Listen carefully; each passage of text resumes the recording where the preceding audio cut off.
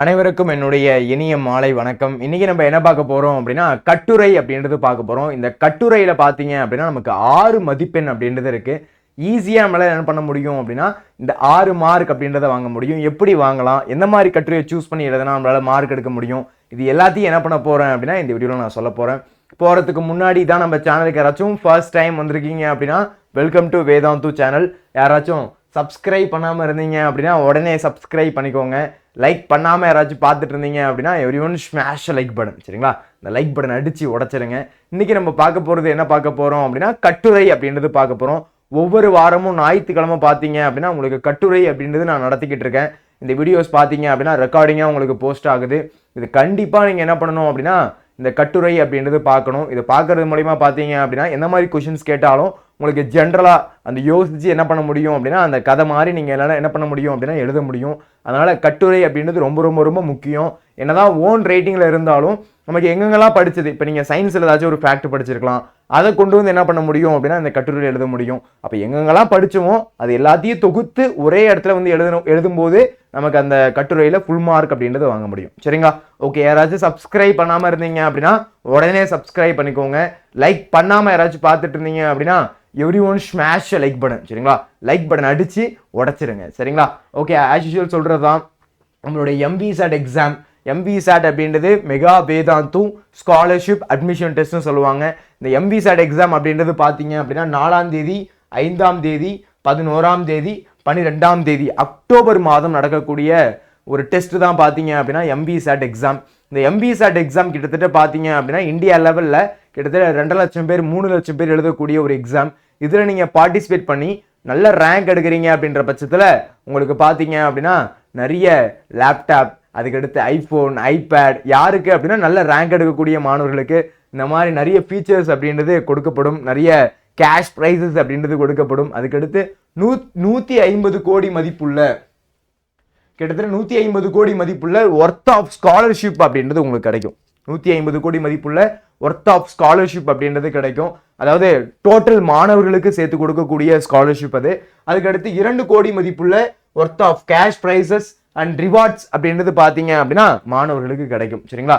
Okay, இதில் யார் super டூப்பராக மார்க் எடுக்கிறாங்களோ, சூப்பர் டூப்பராக ரேங்க் எடுக்கிறாங்களோ அவங்களுக்கு பார்த்தீங்க அப்படின்னா win a fully paid trip to Universal Studio Singapore. அங்கே என்ன பண்ணுவாங்க அப்படின்னா அவங்கள வேதாந்துவே அனுப்பி வைப்பாங்க.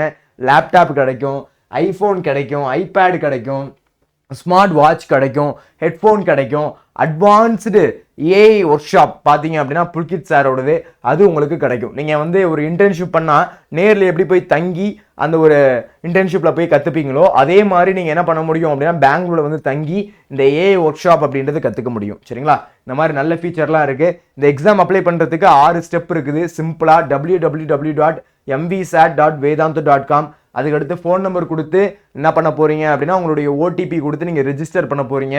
அதுக்கடுத்து உங்களுடைய சிட்டி, எந்த சிட்டி எக்ஸாம் எழுத போகிறீங்க, அண்ணாநகரா, வேளச்சேரியா, தாம்பரமா, ஆவடியா, போரூரா, பெரம்பூரா, பெருங்குளத்தூரா, மதுரையா, திருச்சியா, கோயம்புத்தூரா அப்படின்றத செலக்ட் பண்ண போகிறீங்க. அதுக்கடுத்து உங்களுடைய டீட்டெயில்ஸ், நீங்கள் 10th 11th 12th அப்படின்றத டீட்டெயில்ஸை செலக்ட் பண்ண போகிறீங்க. அதுக்கடுத்து ரெஜிஸ்டர் பண்ண போகிறீங்க. லாஸ்ட்டாக join our Vedantu achievers community, அதில் என்ன ஆகிடுவீங்க அப்படின்னா ஜாயின் ஆகிடுவீங்க. இந்த எக்ஸாமுக்கு ஏதாச்சும் ஃபீஸ் பே பண்ணணுமா சார் அப்படின்னா இந்த எக்ஸாமுக்கு எந்த ஃபீஸும் பே பண்ண தேவையில்லை. No exam fees. நீங்கள் ஃப்ரீ ஆஃப் காஸ்ட்ல என்ன பண்ணலாம் அப்படின்னா இந்த எக்ஸாமை எழுத முடியும். சரிங்களா?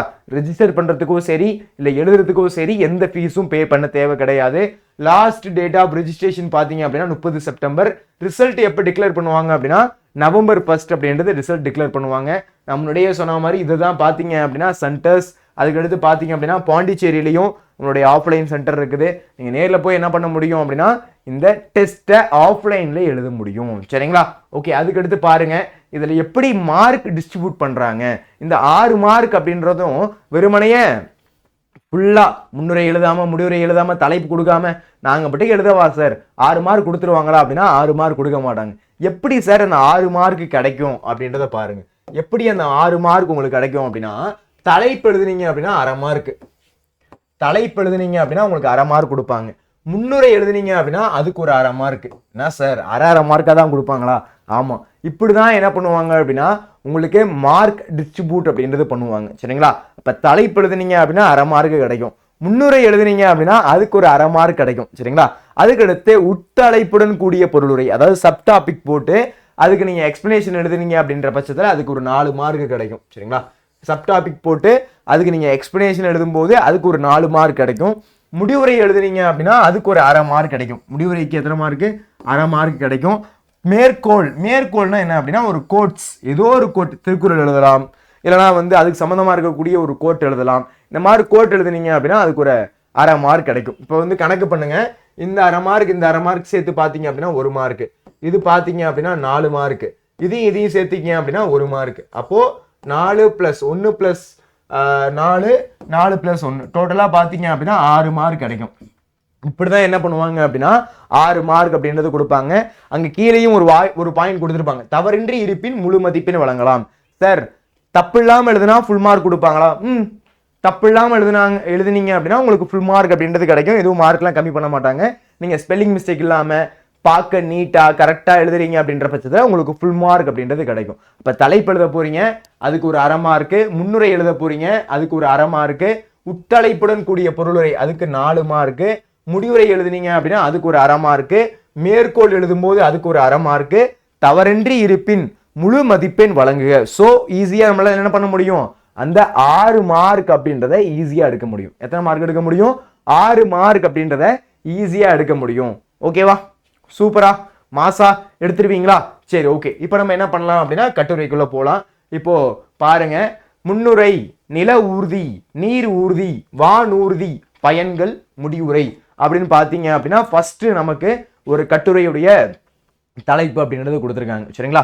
அந்த சப் டாபிக் அப்படின்றது கொடுத்துருக்காங்க. இந்த சப் டாபிக் நமக்கு ஆல்ரெடி கிடைச்சிருச்சு. ஸோ அதை நம்ம எடுத்து கரெக்டாக குறிப்பிச்சிருக்கோம் போட்டோம் அப்படின்னாலே சூப்பராக இருக்கும். சார் அவங்க தான் குறிப்பு சட்டத்துக்கு மார்க் கொடுக்குறேன்னு சொல்லவே இல்லையே சார், நீங்கள் ஏன் சார் குறிப்பு சட்டம்லாம் போட சொல்கிறீங்க அப்படின்னு நீங்கள் என்கிட்ட கேட்குறது தெரியுது. ஆனாலும் நம்ம குறிப்பு சட்டகம் கன்ஃபார்ம் போட்டிருக்கணும். குறிப்பு சட்டகம் போடாமல் நம்ம எந்த ஒரு கட்டுரையும் எழுதக்கூடாது. தயவு செஞ்சு நல்லா ஞாபகம் வச்சுக்கோங்க. இந்த மாதிரி 6 மார்க் எழுதுறீங்க, நெடுவினா எழுதுறீங்க, இந்த மாதிரி பார்த்தீங்க அப்படின்னா நான் டீட்டெயில் எழுதுறீங்க அப்படின்னா தயவு செஞ்சு குறிப்பு சட்டகம் அப்படின்றது போடணும். எக்ஸாம் போகும்போது நல்ல ஸ்கேலு, நல்ல பென்சில் எடுத்துகிட்டு போங்க. கரெக்டாக குறிப்பு சட்டகம் போடும்போது இந்த மாதிரி ஒரு பாக்ஸ் அப்படின்றது நீங்கள் போடணும். நான் சும்மா கையில் போடும்போது மேலே கீழே வருது. நீங்கள் கரெக்டாக என்ன பண்ணணும் அப்படின்னா அந்த ஸ்கேலை வச்சு கரெக்டாக ஒரு பாக்ஸ் கட்டணும். அந்த பாக்ஸில் குறிப்பு சட்டகம் மேலே போடணும். அதுக்கடுத்து பார்த்தீங்க அப்படின்னா இதை ஒன்று பின்னாடி நீங்கள் எழுத போறீங்க. முன்னுரை, அதுக்கடுத்து நில ஊர்தி, நீர் ஊர்தி, வான் ஊர்தி, பயன்கள், முடிவுரை அப்படின்றத என்ன பண்ண போறீங்க? வரிசையா எழுத போறீங்க. அதுக்கு முன்னாடி தலைப்பு அப்படின்றது என்ன? இந்த கட்டுரைக்கு ஏற்ற மாதிரி ஒரு தலைப்பு அப்படின்றது கொடுக்கணும். இந்த கட்டுரைக்கு ஏற்ற மாதிரி ஒரு தலைப்பு கொடுக்கணும். ஸோ தலைப்பு அப்படின்றத பாருங்க, போக்குவரத்து சாதனங்கள். தலைப்பு அப்படின்றது பாருங்க, போக்குவரத்து சாதனங்கள். பாருங்க, போக்குவரத்து சாதனங்கள் அப்படின்றது என்ன பண்ண போறோம் அப்படின்னா இந்த இடத்துல கொடுக்க போறோம். போக்குவரத்து சாதனங்கள். அப்போ நில ஊர்தி நம்ம பாத்தீங்க அப்படின்னா ரோடு வழியா நிறைய வண்டி எல்லாம் ஓட்டிட்டு போறோம். ரோடுல வந்து வண்டி ஓட்டுறோம், கார் ஓட்டுறோம், பஸ் ஓட்டுறோம். நீர் ஊர்தி அப்படின்னா கப்பல், படகு, இதுக்கு அடுத்து இந்த மாதிரி இருக்கக்கூடியது ஷிப்பு, இதெல்லாம் சொல்றது. வான் ஊர்தி ஏரோப்ளேன், ஹெலிகாப்டர், இதெல்லாம் அங்க இருக்கக்கூடியது. இதோட யூஸ்ஃபுல் என்ன இருக்குது? எதுக்கு வந்து நீர் ஊர்தி பயன்படுத்துறோம், எதுக்கு வந்து வான் ஊர்தி பயன்படுத்துறோம், எதுக்கு வந்து விமான வழியை பயன்படுத்துறோம், இதெல்லாம் வந்து அதோடைய பயன்கள், அது எல்லாத்தையும் எழுத சொல்றாங்க. கடைசியா பாத்தீங்க அப்படின்னா கடைசியில முடிவுரை போட்டு எழுதுனீங்க அப்படின்னா சூப்பரா இருக்கும். சரிங்களா? கடைசியா ஒரு மேற்கோள் அப்படின்றது எழுத போறோம். சரிங்களா? ஓகே. அப்போ எப்படி எழுதணும், ஃபர்ஸ்ட் எப்படி நம்ம ஸ்டார்ட் பண்ணணும் அப்படின்றதுக்கு ஒரு ஐடியாக்கு வந்திருப்பீங்க. தலைப்பு போட போறீங்க. தலைப்பு போட்டீங்க அப்படின்னா அதுக்கு ஒரு அரை மார்க் கிடைச்சிருக்கும். சார் இப்படிதான் மார்க் கொடுப்பாங்களா? ஆமா, இப்படிதான் உங்களுக்கு மார்க் டிஸ்ட்ரிபியூட் அப்படின்றது பண்ணுவாங்க. இப்படிதான் என்ன பண்ணுவாங்க? உங்களுக்கு மார்க் டிஸ்ட்ரிபியூட் அப்படின்றது பண்ணுவாங்க. நீங்க நினைக்கிற மாதிரி சார் நான் வந்து என்ன பண்றேன், இதெல்லாம் நான் எழுத மாட்டேன் சார், டைரக்டா கதையா எழுதுறேன் சார், நான் 3 பேஜ் எழுதி வைக்கிறேன் சார், சும்மா கதையா அடிச்சு விடுவேன் சார் அப்படின்னா எனக்கு ஃபுல் மார்க் போடுவாங்களா? போட மாட்டாங்க. அவங்க என்ன டிஸ்கிரிப்ஷன் கொடுத்துருக்காங்களோ அதன்படி தான் மார்க் கிடைக்கும். அப்ப முன்னுரை எழுதுனீங்கன்னா அரை மார்க்கு. சரிங்களா? அப்படி எழுதுனா அந்த அரை மார்க்கு கிடையாது. சரிங்களா? என்னதான் நீங்க உட்தலைப்புடன் கூடிய பொருள் வரை சூப்பரா ஃபென்டாஸ்டிக்கா வேற லெவலா எழுதியிருந்தாலும் உங்களுக்கு மார்க் ஃபுல் மார்க் கொடுக்க மாட்டாங்க. ஏன்னா முன்னுரைக்கு அரை மார்க் கொடுத்துருக்கீங்களா அப்படின்றத மேல இருக்கக்கூடியவங்க செக் பண்ணுவாங்க. அப்போ முன்னுரைக்கு அரை மார்க்கு, அதுக்கடுத்து தலைப்புக்கு அரை மார்க்கு, அப்படிதான் மார்க் உங்களுக்கு டிஸ்ட்ரிபியூட் ஆகும். சரிங்களா? ஞாபகம் வச்சுக்கோங்க. தயவு செஞ்சு நான் சூப்பர் டூப்பரா நான் கதை எழுதுவேன் சார், அது இங்க வேலைக்கே ஆகாது. சரிங்களா? ஓகே. அதனால ஃபர்ஸ்ட் இதை பண்ண போறீங்க. அதுக்கடுத்து முன்னுரை அப்படின்றத பார்க்க போறோம். முன்னுரை அப்படின்றத என்ன சொல்றாங்க அப்படின்னு பாருங்க. மனித நாகரிகத்தின் வளர்ச்சியில் போக்குவரத்து சாதனங்கள் பெரும் பங்கு வகிக்கின்றன. அதாவது ஃபர்ஸ்ட் காலத்துலலாம் பார்த்தீங்க அப்படின்னா ஃபுல்லா எங்க போகணும் அப்படின்னாலுமே நம்ம என்ன பண்ணுவோம் அப்படின்னா நடந்து தான் போகணும். நடராஜர் சர்வீஸ் அப்படின்னு சொல்லுவாங்க. நடராஜர் சர்வீஸ் அப்படின்னா நடந்து தான் போகணும். எங்க போகணும் அப்படின்னாலுமே சரி, எங்க போகணும் அப்படின்னாலுமே நம்ம என்ன பண்ணணும் அப்படின்னா நடந்து மட்டும்தான் போகணும். அதுக்கடுத்து பார்த்தீங்க அப்படின்னா சின்ன சின்னதா அந்த சக்கரம் உருவாக்கினாங்க. மேலேருந்து பெரிய மலையிலேருந்து பார்த்தீங்க அப்படின்னா அந்த பாறாங்கள் உருண்டு வரதை பார்த்துடுறான் மனிதன். அதை பார்த்ததுக்கு அப்புறம் ஓகே நம்ம ஒரு சக்கரத்தை உருவாக்கலாம், அதால இந்த மாதிரி உருள முடியும் அப்படின்னு யோசிச்சு என்ன பண்றான் அப்படின்னா இந்த மாதிரி சக்கரத்தை உருவாக்குறான். அந்த சக்கரம் நாளடைவு பின்னடையில பாத்தீங்க அப்படின்னா மாட்டு வண்டியா உருமாறுது. அதுக்கடுத்து போக போக போக போக அடுத்து இந்த மாதிரி மாட்டு வண்டி, அதுக்கடுத்து சின்ன சின்னதா அந்த ஓடுற மாதிரி இருக்கக்கூடிய வண்டிகள், அதுக்கடுத்து பாத்தீங்க அப்படின்னா காரு, இந்த மாதிரி பைக்கு, இதெல்லாம் அடுத்தடுத்து உருவாக்குறான். அப்போ மனித நாகரிகத்துடைய வளர்ச்சியில போக்குவரத்து சாதனங்கள் பெரும் பங்கு வகிக்குது. போக்குவரத்து சாதனம் இன்னைக்கு உண்மையே போக்குவரத்து சாதனம் இல்லைன்னா என்ன பண்ண முடியும்? இப்போ நான் ஒரு இடத்துல இருக்கேன், இப்போ நான் சென்னையிலேருந்து ஊருக்கு போகணும் அப்படின்னா எனக்கு என்ன போக்குவரத்து சாதனம்? ட்ரெயின் இருக்கு, பஸ் இருக்குது. இல்லைனா சார் நீங்கள் பழைய காலத்து மாதிரி நடந்து போங்க சார் அப்படின்னா என்ன ஆகும் நினச்சி பாருங்க. கிட்டத்தட்ட நான் ஒரு 3-4 நாள் நடக்கணும். 4 நாள் நடந்து போனாதான் என் வீட்டுக்கே போய் சேர முடியும். அப்போ அந்த மாதிரிலாம் நம்மளால போக முடியாது. நமக்குன்னு இப்பெல்லாம் போக்குவரத்து ஈஸியா இருக்குது அப்படின்றதுனால நமக்கு நிறைய அந்த டைமை சேவ் பண்ணி நம்மளால என்ன பண்ண முடியும்? அடுத்தடுத்து வேலை பார்க்க முடியும். இப்போ பிசினஸ் மேன்லாம் இருக்காங்க. பிசினஸ் மேன்லாம் பார்த்தீங்க அப்படின்னா ஃபுல்லா அவங்களுக்கு டைம் ஃபுல்லா இருக்கும், ஒர்க் பார்த்துட்டே இருப்பாங்க. ஸோ அவங்களுக்கு ஹெலிகாப்டர், ஏரோப்ளேன் அதிலலாம் பார்த்தீங்க அப்படின்னா போறதுனால அவங்களுக்கு டைம் சேவ் ஆகும். சரிங்களா? இப்போ மனித நாகரிகத்துடைய வளர்ச்சியில போக்குவரத்து சாதனங்கள் அப்படின்றது பெரும் பங்கு வகிக்குது. பண்டைய காலத்தில் நடந்தும் விலங்குகளை பயன்படுத்தியும் பயணம் செய்த மனிதன் அறிவியல் வளர்ச்சியின் மூலம் இன்று பல்வேறு நவீன ஊர்திகளை கண்டுபிடித்து விட்டான். பண்டைய காலத்தில் நடந்தும் விலங்குகளை பயன்படுத்தி பயணம் செய்த மனிதன். அப்போ அந்த காலத்துல எல்லாம் பாத்தீங்க அப்படின்னா மாட்டு வண்டி, குதிரை வண்டி, கழுத வண்டி, இந்த மாதிரி பாத்தீங்க அப்படின்னா அந்த மாதிரி தான் அந்த காலத்துல பயன்படுத்தப்பட்டுச்சு. அதுக்கடுத்து நாகரிக மனிதன் காலப்போக்கில் பாத்தீங்க அப்படின்னா அடுத்தடுத்து உருவாக்குறான். அடுத்து இது இல்லையே, இப்போ நம்ம ரொம்ப நாளைக்கு விலங்குகளை பயன்படுத்த வேணாம், இப்போ அதுக்கடுத்து இந்த மாதிரி மோட்டார்ல இயங்கக்கூடிய ஒரு வண்டியை செய்யலாம் அப்படின்னு பாத்தீங்க அப்படின்னா பைக் உருவாக்குறான். அதுக்கடுத்து கார் உருவாக்குறான். அதுக்கடுத்து ட்ரெயின் உருவாக்குறான். அதுக்கடுத்து பாத்தீங்க அப்படின்னா ஏரோப்ளேன் உருவாக்குறான். இந்த மாதிரி அடுத்தடுத்து மனிதனுடைய நாகரிக வளர்ச்சியில அடுத்தடுத்த ஸ்டேஜுக்கு அவன் என்ன ஆகிட்டே இருக்கான், போய்கிட்டே இருக்கான் அப்படின்றத கண்டுபிடிக்க முடியுது. இவை மனிதனின் பயண நேரத்தை குறைப்பதோடு உலகையே ஒரு சிறிய கிராமமாக குறுக்கி உள்ளன. உண்மையா இல்லையா? இதை மனிதனுடைய பயண நேரத்தை குறைக்குதா இல்லையா? இன்னைக்கு நம்ம எல்லா இடத்துக்கு போறதுக்கு ரொம்ப ஈஸி டு அக்சஸா இருக்கக்கூடியது எது அப்படின்னா நம்மளுடைய போகக்கூடிய வீக்கிள்ஸ்.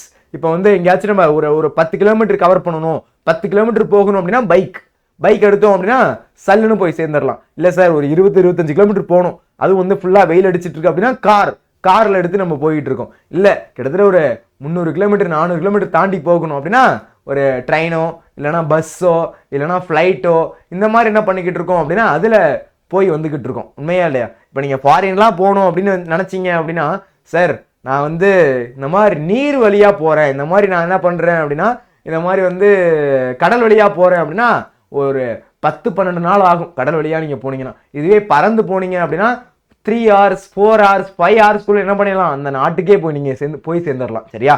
அந்த மாதிரி இருக்கக்கூடியது பயண நேரம் நமக்கு கம்மியாகுது. பயண நேரம் நமக்கு கம்மியாகுதா அப்படின்னு கேட்டீங்க அப்படின்னா கண்டிப்பாக கம்மியாகுது. இப்போ ஒன்றும் இல்லை, பைக்கில் 10 கிலோமீட்டர் போகிறதுக்கும் நீங்கள் நார்மலாக நடந்து போகிறதுக்கும் எவ்வளோ டிஃப்ரெண்ட் இருக்குது. நடந்து போனீங்க அப்படின்னா கிட்டத்தட்ட எவ்வளோ நேரம் ஆகும்? 10 கிலோமீட்டர் அப்படின்றப்போ அட்லீஸ்ட் ஒரு 3 hours 4 hours ஆகும். நீங்கள் பைக்கில் போனீங்க அப்படின்னா 1 hourல போய் சேர்ந்துடலாம். 1 hour அதிகம், ½ hourல போய் சேர்ந்துடலாம். சரிங்களா? அப்போ இந்த அளவுக்கு பார்த்தீங்க அப்படின்னா இன்னைக்கு உலகையே ஒரு கிராமமாக சுருக்கிடுச்சு. இன்னைக்கு உலகத்தையே ஒரு கிராமம் மாதிரி சுருக்கிடுச்சு இந்த இருக்கக்கூடிய பயணம் அப்படின்றது. சரிங்களா? நிலம், நீர், வானம் என அனைத்து பகுதிகளிலும் மனிதன் பயணம் எவ்வாறு விரிவடைந்துள்ளது என்பதை குறித்து இக்கட்டுரையில் காண்போம். அதெல்லாம் பத்தி என்ன பண்ண போறோம் அப்படின்னா இந்த கட்டுரையில பார்க்க போறோம். அப்படின்றத என்ன பண்ண போறீங்க அப்படின்னா ஃபர்ஸ்ட் எழுத போறீங்க. முன்னுரையை பொறுத்துல ஒண்ணுமே கிடையாது. இந்த கட்டுரையில இதெல்லாம் பார்க்க போறோம் அப்படின்னு நீங்க எழுதுனீங்க அப்படின்னாலே அதுவே போதுமானதுதான். சரிங்களா? நீங்களா யோசிச்சு இதெல்லாம் பார்க்க போறோம், இன்னைக்கு இந்த கட்டுரையில இதெல்லாம் பார்க்க போறோம் அப்படின்னு எழுதுனீங்க அப்படின்னா அதுதான் முன்னுரை. இந்த மாதிரி எழுதிட்டீங்க அப்படின்னாலே உங்களுக்கு எத்தனை மார்க் கொடுத்துருவாங்க? அரை மார்க் கொடுத்துருவாங்க. எத்தனை மார்க் கொடுத்துருவாங்க? அரை மார்க் அப்படின்றது கொடுத்துருவாங்க. ஸோ தலைப்பு கொடுத்தீங்க, இப்போ முன்னுரைக்கு எழுதிட்டீங்க. ஸோ டோட்டலாக எத்தனை மார்க் கிடைச்சிருச்சு? இப்போ உங்களுக்கு 1 மார்க் கிடைச்சிருச்சு. சார் எப்படியோ 1 மார்க் வாங்கிட்டேன் சார், இன்னும் 5 மார்க் இருக்கு சார், 5 மார்க்குக்கு வழியை சொல்லுங்க சார் அப்படின்னா இப்போ 5 மார்க்குக்கு வழியை பார்க்க போறோம். பாருங்க, நில ஊர்தி. இப்போ அடுத்து நம்ம பார்க்க போறது நில ஊர்தி. நில ஊர்தி அப்படின்னா நிலம்ன்றது லேண்ட். இப்போ நார்மலா இப்போ நம்ம நடந்து போகிறோம், பைக்ல போறோம், கார்ல போறோம், பஸ்ல போறோம், அதுக்கடுத்து இன்னும் சொல்ல போனா வந்து ட்ரெயின்ல கூட போறோம். இது எல்லாமே பாத்தீங்க அப்படின்னா நில ஊர்தி, நிலத்துல பயணம் பண்றோம். இந்த நிலத்துல பயணம் பண்றோம், அதுதான் நில ஊர்தி. நிலத்தின் பயணம் செய்ய பயன்படும் வாகனங்களே நில ஊர்திகள் எனப்படுகின்றன. நிலத்துல பயணம் செய்ய பயன்படக்கூடிய வாகனங்கள். இப்போ வந்து பைக்ல போறோம், மேடி மாதிரி பைக்ல போறோம், கார்ல போறோம், அல்டிமேட் ஸ்டார் அஜித்குமார் அவர்கள் மாதிரி என்ன பண்றோம், கார்ல போறோம். அதுக்கு அடுத்து ட்ரெயின்ல போறோம். அதுக்கு அடுத்து பாத்தீங்க அப்படின்னா இந்த மாதிரி நம்ம நிறைய யூஸ் பண்றோம். சரியா? இதெல்லாம் எல்லாமே எதில் யூஸ் பண்றோம்? நிலத்துல யூஸ் பண்றோம். எதில் யூஸ் பண்றோம்? நிலத்துல. அப்ப நிலத்தில் பயணம் செய்ய பயன்படும் வாகனங்களே நில ஊர்திகள். அதான் என்ன சொல்றாங்க, நில ஊர்திகள் அப்படின்றத சொல்றாங்க. அப்ப நிலத்தில் பயணம் செய்ய பயன்படும் வாகனங்களே, நிலத்தில் பயணம் செய்ய பயன்படும் வாகனங்களே நில ஊர்திகள். நிலத்துல பயணம் செய்ய பயன்படுத்தக்கூடிய வாகனங்கள், இந்த நிலத்துல பயணம் செய்ய பயன்படுத்தக்கூடிய வாகனங்கள் நில ஊர்திகள். அதுக்கு பேர் தான் என்ன, நில ஊர்திகள். இவை மனிதனுக்கு எளிதாகவும் நேரடியாகவும் பயன்படும் போக்குவரத்து சாதனமாகும். இது ரொம்ப ஈஸி டு அக்சஸா இருக்கும். இப்போ உங்க வீட்ல இருந்து ஸ்கூலுக்கு எப்படி போறீங்க சார்?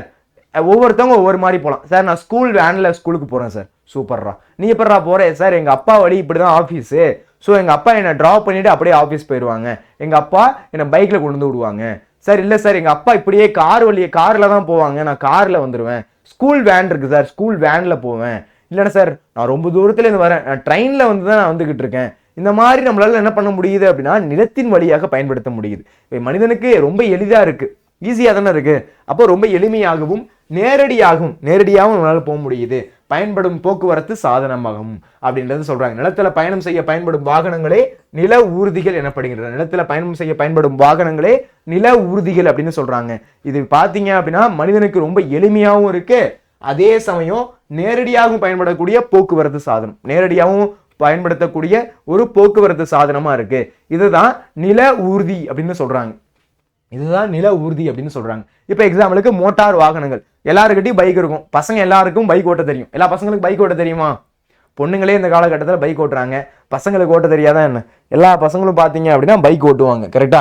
அப்போ நில ஊர்திகள், மோட்டார் வாகனங்கள், இருசக்கர வாகனங்கள் பார்த்தீங்க அப்படின்னா இருசக்கர வாகனங்கள், கார்கள், பேருந்துகள், லாரிகள் போன்றவை இதில் அடங்கும். இந்த மோட்டார் வாகனம் அப்படின்றது பார்த்தீங்க அப்படின்னா இருசக்கர வாகனம். என்னது? பைக். பைக் எல்லாருமே ஓட்டுறீங்களா இல்லையா? என்னது? அந்த டியோ பைக் எடுத்துட்டு புள்ளிங்க மாதிரி சுத்தி சுத்தி போயிட்டு இருப்பீங்க. அப்போ இருசக்கர வாகனங்கள், கார்கள். கார் எல்லாருக்குமே ஓட்ட தெரியாது, சில பேருக்கு ஓட்ட தெரியும். அதுக்கடுத்து பேருந்து, அதுக்கடுத்து என்னது? பஸ், அதுக்கடுத்து லாரி. இது எல்லாமே பாத்தீங்க அப்படின்னா இந்த மோட்டார் வாகனத்துக்குள்ள அடங்குது. இவை தனிப்பட்ட பயணத்திற்கும் சரக்குகளை ஏற்றி செல்லவும் பொது போக்குவரத்துக்கும் பயன்படுத்தப்படுது. இது தனிப்பட்ட பயணம். சார் இப்போ எனக்கு வந்து நான் வந்து இப்போ ஊருக்கு போகணும் அப்படின்னு நினைக்கிறேன்னு வச்சுக்கோங்க. இப்போ இருந்து நான் ஊருக்கு போறேன் அப்படின்னு வச்சுக்கோங்க, நான் என்ன பண்ணணும்? பஸ் புக் பண்ணணும். ஏன்னா கிட்டத்தட்ட ஒரு 300 கிலோமீட்டர் தாண்டி இருக்கேன் அப்படின்னா நான் பஸ் புக் பண்ணி போகலாம் இல்லையா? இல்லை சார், இல்லைனா வந்து டேரெக்டாக இங்கேருந்து காரில் போக முடியும் அப்படின்னா காரில் போகலாம். இல்லையா, ட்ரெயின் இருக்குது, ட்ரெயின் வந்து ஈஸியாக இருக்கும், இப்போ என்னது ஃபேரும் கம்மியாக இருக்கும், ட்ரெயினில் போகலாம். அப்போ இது தனிப்பட்ட பயணத்துக்கும் இல்லை இங்கேருந்து ஒரு பொருளை ஏற்றிக்கிட்டு வேற ஒரு இடத்துல போய் கொண்டு போய் சேர்க்கணும்னு சொல்றாங்க. அது சரக்குகளை ஏற்றி செல்றது. சரிங்களா? அது என்னது? சரக்குகளை ஏற்றி செல்றது. ஸோ சரக்குகளை ஏற்றி செல்லவும் பொது போக்குவரத்துக்கும் எது பயன்படுது அப்படின்னா இந்த மோட்டார் வாகனங்கள் அப்படின்றது பயன்படுது. இருசக்கர வாகனங்கள், கார்கள், பேருந்துகள், லாரிகள் போன்றவற்றை இதில் அடங்கும். இவை தனிப்பட்ட பயணத்துக்கும், தனியா போறதுக்கும், நான் வந்து தனிப்பட்ட பயணத்துல நான் போறேன் அப்படின்றதுக்கும், சரக்குகளை ஏற்றி செல்லவும், சரக்குகளை ஏற்றிட்டு போறதுக்கும் பொது போக்குவரத்து அப்படின்றது பயன்படுது. இந்த பொது போக்குவரத்து அப்படின்றது பயன்படுது அப்படின்றது இந்த இடத்துல சொல்றாங்க. சரிங்களா? ஓகே, அடுத்து தொடர் வண்டி. நம்ம எல்லாருமே வந்து ட்ரெயின்ல போயிருப்போம். எல்லாருமே ட்ரெயின்ல போயிருக்கீங்களா? ட்ரெயின்ல போகாம யாராச்சும் இருக்கீங்களா? இரும்பு பாதைகளில் செல்வது. இது ஒரே நேரத்தில் ஆயிரக்கணக்கானவை ஏற்றி செல்லும் திறன் கொண்டது. இதன் மூலம் தொலைதூர பயணங்களை எளிதாகவும் குறைந்த செலவிலும் மேற்கொள்ளலாம். இருக்கிறதுலே வந்து எது கம்மி காசுல போக முடியும் அப்படின்னா ட்ரெயின் தான். என்ன சார் சொல்றீங்க? ஆமாடா, பஸ் கூட ரேட் அதிகம், ஆனா ட்ரெயின் பாத்தீங்க அப்படின்னா இருக்கிறதுலே ரொம்ப ரேட்டு கம்மி. இப்போ சென்னையிலேருந்து இப்போ எக்ஸாம்பிளுக்கு என்னுடைய கும்பகோணத்துக்கு ஊருக்கு போறோம்னு வச்சுக்கோங்க, நம்ம நார்மலாக பஸ்ஸெல்லாம் போனீங்க அப்படின்னா 300 ரூபாய், 320 ரூபா, 330 ரூபா, அதிகபட்சம் 350 ரூபாய் ஆகும் நார்மல் பஸ். நான் சொல்றது நார்மல் பஸ், உட்காந்துட்டு போறது நம்மளுடைய தமிழ்நாடு கவர்மெண்ட் பஸ். இதுவே வந்து நான் ட்ரெயின்ல போறேன்னு வச்சுக்கோங்க, அதுலேயும் ரெண்டு மூணு ட்ரெயின் இருக்கும். 150 ரூபாய், 110 ரூபாய், 120 ரூபாய். சரிங்களா? அதுக்கு ட்ரெயினுக்கு ஏற்ற மாதிரி வேறுபடும். சரிங்களா, அவ்வளோதான். இப்படி தான் என்ன பண்ண முடியும் அப்படின்னா நம்மளால டிராவல் பண்ண முடியும் இங்கேருந்து. சரிங்களா, அப்போ இந்த மாதிரி இருக்கிறதுல ரொம்ப ரேட்டு கம்மியாக என்ன பண்ண முடியும் அப்படின்னா நம்மளால டிராவல் பண்ணி போக முடியும். இரும்பு பாதைகளில் செல்வது, எதில் போகிறது? இரும்பு பாதைகளில் செல்வது.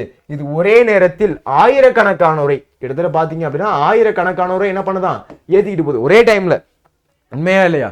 சும்மா சொல்கிறோம், ஆயிரக்கணக்கு, கிட்டத்தட்ட நிறைய ஆயிரக்கணக்கில் ஏற்றிட்டு போகிறது. சரிங்களா, அதுவும் அன்ரிசர்வ்லாம் பார்த்தீங்க அப்படின்னா கூட்டம் அலமோதும். நம்ம புக் பண்ணல அப்படின்னா ஒரு வழி ஆயிரணும். ட்ரெயினில் போகிறோம் அப்படின்னா நம்ம புக் பண்ணாமல் மட்டும் ட்ரெயினில் போகிறோம் அப்படின்னு வச்சுக்கோங்க, நம்ம ஒரு வழி ஆயிரணும். என்ன ஆயிரணும்? ஒரு வழி ஆயிரணும். போவே முடியாது, போட்டு நசுக்கி எடுத்துருவாங்க. தெரியுமில்ல? யார் யாரெல்லாம் அன்ரிசர்வில் போயிருக்கீங்க?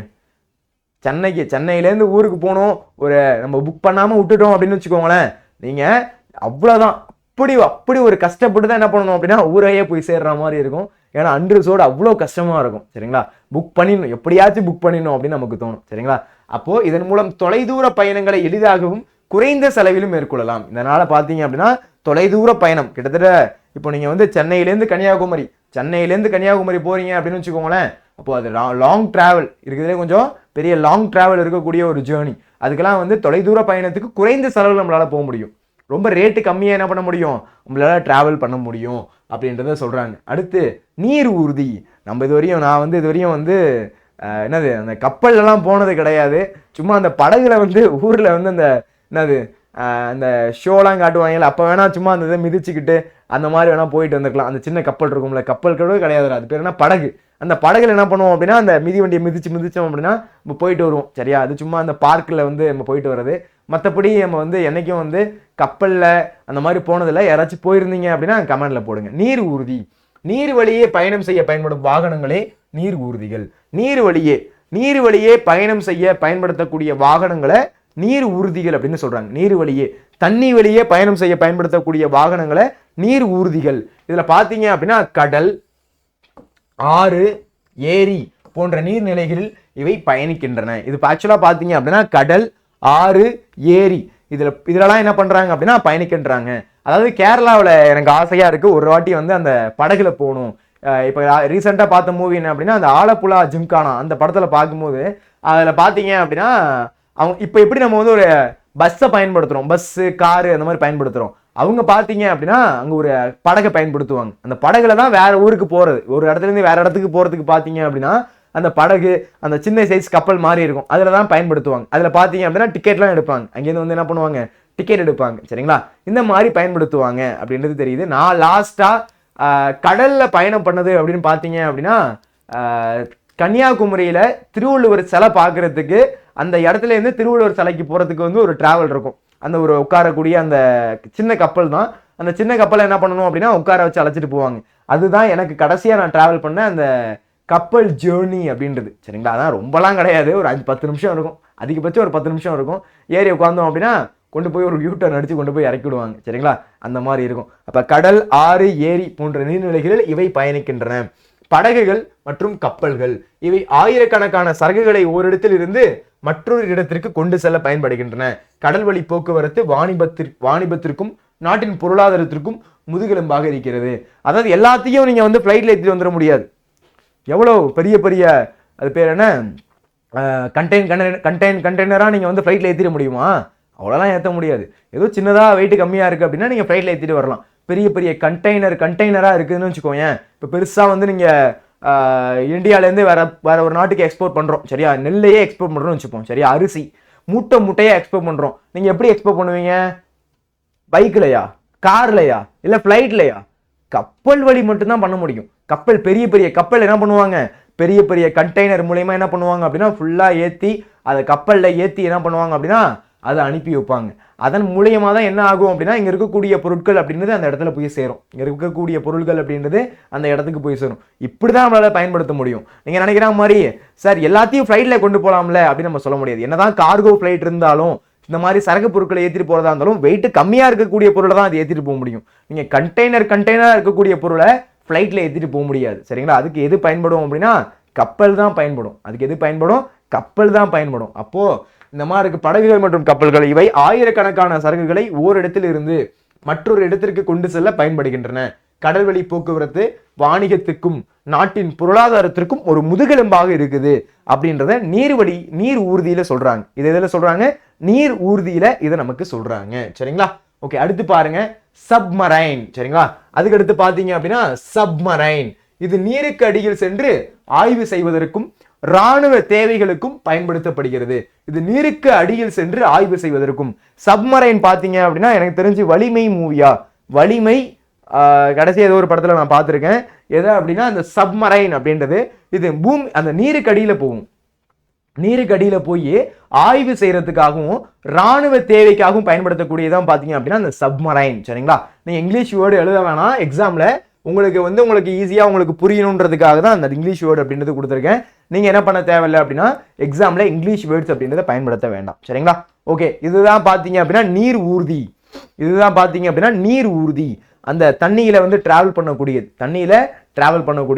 யாரெல்லாம் அந்த மாதிரி தண்ணியில டிராவல் பண்ணிருக்கீங்க, தண்ணியில அப்படின்னா இந்த மாதிரி வந்து கப்பல்ல போயிருக்கீங்க, இந்த மாதிரி படகுல போயிருக்கீங்க அப்படின்றத கமெண்ட்ல போட்டு விடுங்க, நான் பார்த்து தெரிஞ்சுக்கிறேன். சரிங்களா?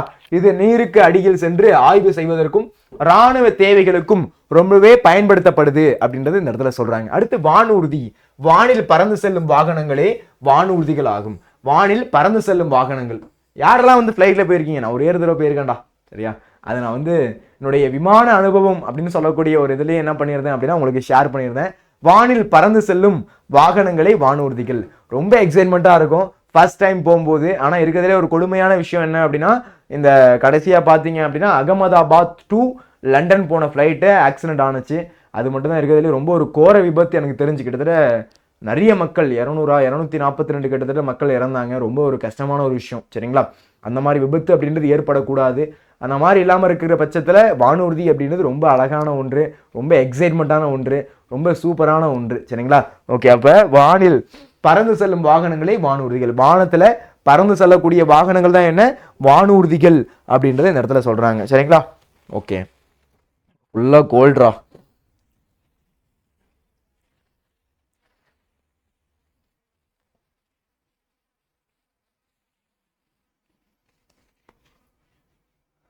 ஓகே, அடுத்து பாருங்க விமானம்.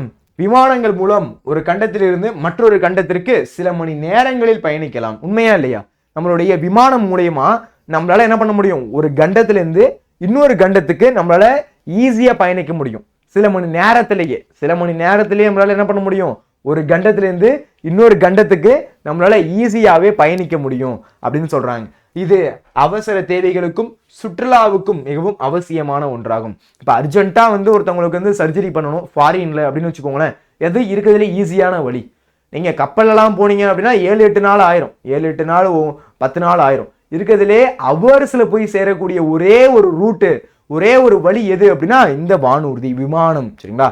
இந்த விமானம் மூலியமா மட்டும்தான் நம்மளால போக முடியும். ஏதோ ஒரு மெடிக்கல் எமர்ஜென்சிக்கு ஃபாரின் போகணும், ஃபாரின்ல ஒரு மெடிக்கல் அங்கே போயிட்டு வந்து சர்ஜரி பண்ணுறாங்க, இந்த மாதிரி இருக்கக்கூடிய பட்சத்தில் நம்ம என்ன பண்ண முடியும்? இந்த விமானம் அப்படின்றத பயன்படுத்த முடியும். அது மட்டும் இல்லாமல் சுற்றுலாவுக்கு போறீங்க, உங்களுக்கு ஒரு 5 நாள் லீவு. சரிங்களா? நீங்கள் என்ன பண்ணுறீங்க அப்படின்னா வேர்ல்டு டூர் போறீங்க, ஒரு 5 நாள் 10 நாள் லீவு.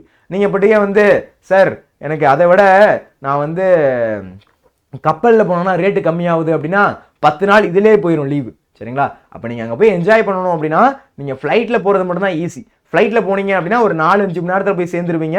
அதுக்கடுத்து 10 நாள் நீங்கள் அங்கே சுற்றி பார்க்க முடியும். சரிங்களா? அப்படி தான் இருக்கிறதுலே பெஸ்ட்டே தவிர நான் வந்து கப்பலில் போகிறேன் சார், கப்பலில் போய் நான் வந்து என்ன பண்ணுறேன் அப்படின்னா நான் வந்து அங்கே போய் என்ஜாய் பண்ண போகிறேன் அப்படின்னா போகிறதுக்கே 10 நாள் ஆகும், போகிறதுக்கே ஒரு 5-6 நாள் ஆகும், ஒரு வாரம் ஆகும், இந்த மாதிரி லேட் ஆகும். வானில் பறந்து செல்லும் வாகனங்களே வானூர்திகள். இவை மனிதனின் நீண்ட நாள் கனவை நிறைவேற்றுகின்றன. விமானங்கள் மூலம் ஒரு கண்டத்திலிருந்து மற்றொரு கண்டத்திற்கு சில மணி நேரங்களில் பயணிக்க முடியும். ஒரு கண்டத்திலிருந்து இன்னொரு கண்டத்துக்கு என்ன பண்ண முடியும்? ஈஸியா நம்மளால பயணிக்க முடியும். சரிங்களா? எதன் மூலியமாக? விமானத்தின் மூலியமாக. இது அவசர தேவைக்கும் சுற்றுலாவுக்கும் மிகவும் அவசியமான ஒன்று. இது அவசர தேவைக்கும் சரி சுற்றுலாவுக்கும் சரி மிக அவசியமான ஒன்று. ஈஸி டு அக்சஸா இருக்கும் அப்படின்றத சொல்றாங்க. ஹெலிகாப்டர், இது செங்குத்தாக மேலே எழும்பும் மற்றும் தரை இறங்கும் திறன் கொண்டது. இது விபத்து ஏற்பட்ட இடங்களில் மீட்பு பணிகளுக்கும் குறுகிய தூர பயணங்களுக்கும் பயன்படுத்தப்படுகிறது. இப்போ திடீர்னு ஒரு இடத்துல ஏதோ ஃப்ளைட் போயிருக்கு, ஆக்சிடென்ட் ஆயிருக்கு, இல்லை வந்து ஏதோ ஒரு பிரச்சனை, இல்லை ஏதோ ஒரு மீட்பு பணிக்கு கொண்டு போயிட்டு நம்ம சாப்பாடு கொடுக்கணும் அப்படின்னு வச்சுக்கோங்களேன். அதுக்கு எது பயன்படும் அப்படின்னா இந்த ஹெலிகாப்டர் அப்படின்றது பயன்படும். இந்த ஹெலிகாப்டர் பார்த்தீங்க, அதாவது உங்களுக்கு ஏரோப்ளைனுக்கும் ஹெலிகாப்டருக்கும் நிறைய டிஃப்ரெண்ட் இருக்கு. இப்போ ஏரோப்ளைன் வச்சுக்கோங்களேன், ஓடி போய் தான் என்ன ஆகும் அப்படின்னா மேலே போய் இப்படி பறக்கும். சரிங்களா, ஓடி போய் தான் என்ன பண்ணுவோம் அப்படின்னா அந்த தரை தளத்துல ஓடி போய் தான் என்ன ஆகும், இப்படி மேலே வந்து டேக் ஆஃப் ஆகும். சரிங்களா, இதுவே ஹெலிகாப்டர் அப்படின்னு வச்சுக்கோங்களேன், இன்னும் இடத்துல இருந்து இப்படி மேலே ஏறும். ஆனால் ஹெலிகாப்டரில் நீங்கள் நினைக்கிற மாதிரி நிறைய பேர் போக முடியாது. மொத்தமே ஒரு 4-5 பேர் போகலான்னு வச்சுக்கோங்களேன், அவ்வளோதான். ஒரு 3-4 பேர் போகலாம், அவ்வளோதான் வசதி இருக்கும். ஆனால் ஏரோப்ளைனில் பார்த்தீங்க அப்படின்னா கிட்டத்தட்ட 800-1000 பேர் கூட போகலாம். அந்த மாதிரி ஏரோப்ளைன்லாம் இருக்குது. சரிங்களா, அப்போது ஹெலிகாப்டர் அப்படின்றது நின்ன இடத்துலேருந்து இப்படி மேலே போகும், நின்ன இடத்துலேருந்து கீழே வரும். சரிங்களா, இந்த மாதிரி திறன் கொண்டது தான் எது அப்படின்னா ஹெலிகாப்டர். சரிங்களா, இந்த மாதிரி திறன் கொண்டது தான் இந்த ஹெலிகாப்டர் அப்படின்றது. ஆனால் ஏரோப்ளைன் பார்த்தீங்க அப்படின்னா இப்படி ஓடி போய் தான் என்ன ஆகும் அப்படின்னா மேலே ஏறும், கீழே இறங்கும். சரிங்களா, இந்த மாதிரி அமைப்பு கொண்டது. இது செங்குத்தாக மேலே எழும்பக்கூடிய ஒரு அமைப்பு கொண்டதான் எது அப்படின்னா இந்த ஹெலிகாப்டர். சரிங்களா, செங்குத்தாக மேலே எழும்பும் தரையிறங்கும் திறன் கொண்டது. இப்படி ஸ்ட்ரைட்டாகவும் மேலே ஏறும், ஸ்ட்ரைட்டாகவும் கீழே இறங்கும். இது விபத்து ஏற்பட்ட இடங்கள், ஏதாச்சும் ஒரு ஆக்சிடென்ட் ஆயிடுச்சு அப்படின்னா அந்த இடத்துக்கு போயிட்டு அந்த இடத்துல மீட்பு பணிகளுக்கு இது பயன்படுது. குறுகிய தூர பயணங்களுக்கும் எது பயன்படுது அப்படின்னா இந்த ஹெலிகாப்டர் அப்படின்றது பயன்படுது. குறுகிய தூர பயணங்களுக்கு எது பயன்படுது, இந்த ஹெலிகாப்டர் அப்படின்றது பயன்படுது அப்படின்றது இந்த இடத்துல சொல்றாங்க. சரி, இப்போ இதெல்லாம் இருக்கு, இதெல்லாவுடைய பயன்கள் என்ன, இதோடைய பயன்கள் என்ன, இதெல்லாம் எதுக்கு யூஸ் ஆகுது? எல்லாத்துக்குமே யூஸ் ஆகுது தான் சார், அதை எழுத சொல்றாங்க. போக்குவரத்து சாதனங்களில் பயன்கள் ஏராளம். போக்குவரத்து சாதனங்களில் பயன்கள் ஏராளம். பொருளாதார வளர்ச்சி, உற்பத்தி செய்யப்பட்ட பொருட்களை ஓரிடத்திலிருந்து மற்றொரு இடத்திற்கு கொண்டு செல்ல உதவுவதன் மூலம் நாட்டின் பொருளாதார வளர்ச்சிக்கு வித்திடுகின்றன. அதாவது உற்பத்தி செய்யப்பட்ட பொருட்களை, இப்போ ஏதோ ஒரு பொருள் உற்பத்தி செஞ்சிருக்கோம்னு வச்சுக்கோங்களேன், இப்போ ட்ரெயின் மூலயமா பார்த்தீங்க அப்படின்னா பொருள் எடுத்துட்டு போகலாம். இப்போ பெருசா நம்ம வந்து ஒன்றும் கிடையாது. இப்போ சிம்பிளா வந்து தமிழ்நாட்டில் பார்த்தீங்க அப்படின்னா, இப்போ எக்ஸாம்பிளுக்கு சொல்றேன், தமிழ்நாட்டில் ஃபுல்லா அறுவடை முடிஞ்சிருச்சு. ஃபுல்லா என்ன ஆயிடுச்சு, அறுவடை முடிஞ்சிருச்சு.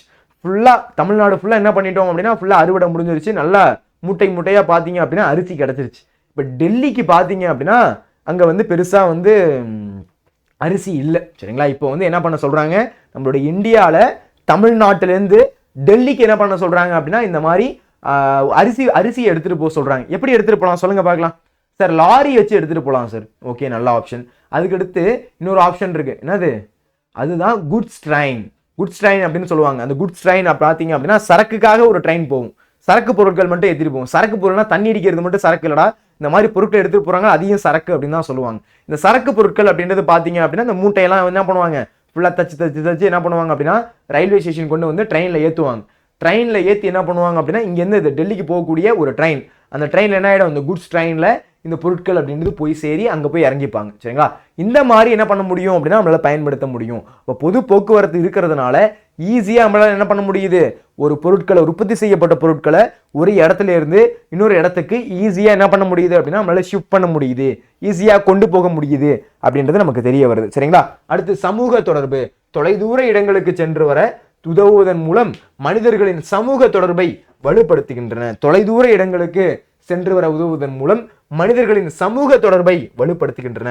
தொலைதூர இடம், ரொம்ப தூரம் போகணும், ரொம்ப தூரம் வரணும் அப்படின்னு இருக்கக்கூடிய சமயத்தில் பார்த்தீங்க அப்படின்னா இந்த பொது போக்குவரத்து அப்படின்றது பயன்படுது. சரிங்களா, இப்போ நான் வந்து திடீர்னு பார்த்தீங்க அப்படின்னா நான் இப்போ ஆஸ்திரேலியா போகணும் ஏதோ ஒரு விஷயத்துக்காக. சரிங்களா, ஆஸ்திரேலியா போறேன், இல்லை லண்டன் போறேன், யூஎஸ்ஏ போறேன் அப்படின்னு வச்சுக்கோங்களேன், ஈஸியாக இதில் போகலாம், நம்ம ஃப்ளைட்டில் போக முடியும்.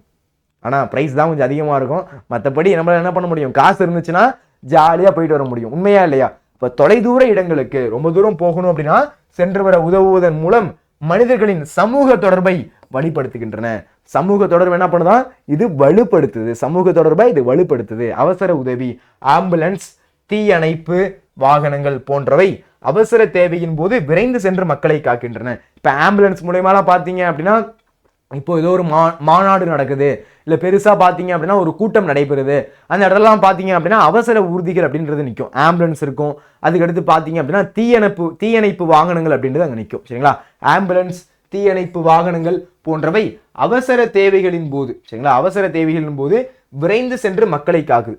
என்ன பண்ணதான், விரைந்து போயிட்டு உடனே போய் என்ன பண்ணதான், மக்களை போய் காக்குதான். அப்போ ஆம்புலன்ஸ், தீயணைப்பு வாகனங்கள் போன்றவை அவசர தேவைகளின் போது விரைந்து சென்று மக்களை காக்கின்றன. முடிவுரை.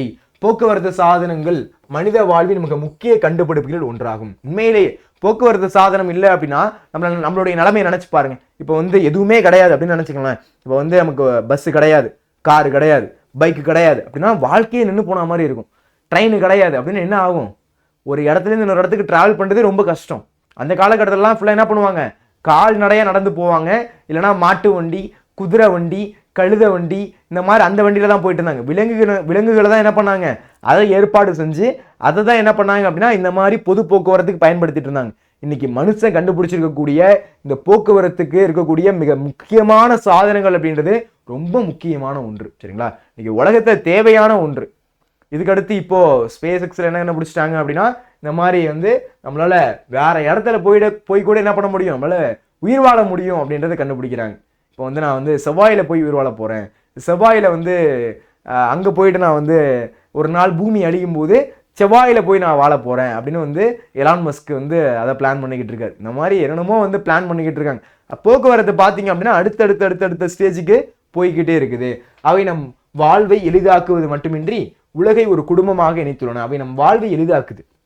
இந்த போக்குவரத்து இருக்கிறதுனால பார்த்தீங்க அப்படின்னா அது நம்மளுடைய வாழ்க்கையை ரொம்பவே எளிதாக்குது. ஈஸியாக என்ன பண்ண முடியுது அப்படின்னா ஒரு இடத்துல இருந்து இன்னொரு இடத்துக்கு ஈஸியாக நம்மளால போக முடியுது. அது நம்மளுடைய வாழ்வை எளிதாக்குவது மட்டும் இல்லாமல் உலகை ஒரு குடும்பமா என்ன பண்ணுது அப்படின்னா இணைக்குது.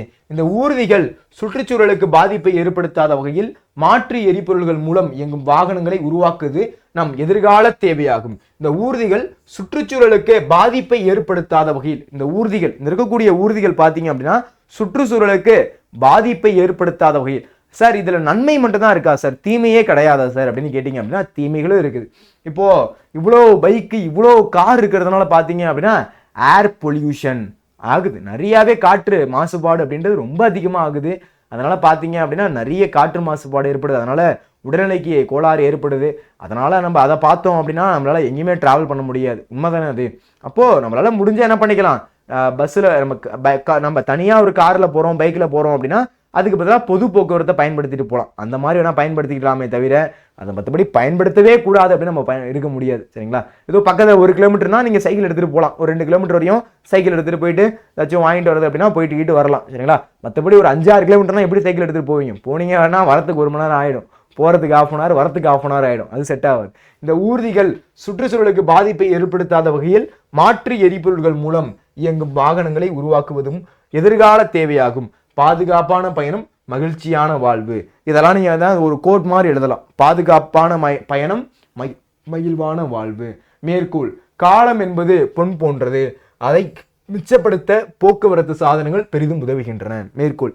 சார் இந்த மாதிரி மேற்கோளை தனியா எழுதலாமா? மேற்கோள் நீங்க தனியா எழுத தேவையில்ல, சேர்த்தே என்ன பண்ணிக்கலாம் அப்படின்னா எழுதிக்கலாம். இது உங்களுடைய ஆப்ஷன் தான். மேற்கோள் தனியா எழுதி காமிக்கிறோம் அப்படின்னா நீங்க எழுதி காமிக்கலாம். இல்ல சார் நான் வந்து முடிவுரையோட சேர்த்து எழுதிக்கிறேன் அப்படின்னா அப்படியே எழுதிக்கலாம். சரிங்களா, ஆனா மேற்கோள் எழுதிருக்கீங்க அப்படின்றது அங்க திருத்தக்கூடிய டீச்சர்ஸ்க்கு தெரியணும். திருத்தக்கூடிய டீச்சர்ஸ்க்கு என்ன தெரியணும், நீங்க மேற்கோள் எழுதிருக்கீங்க அப்படின்றது தெரிய வேண்டும்.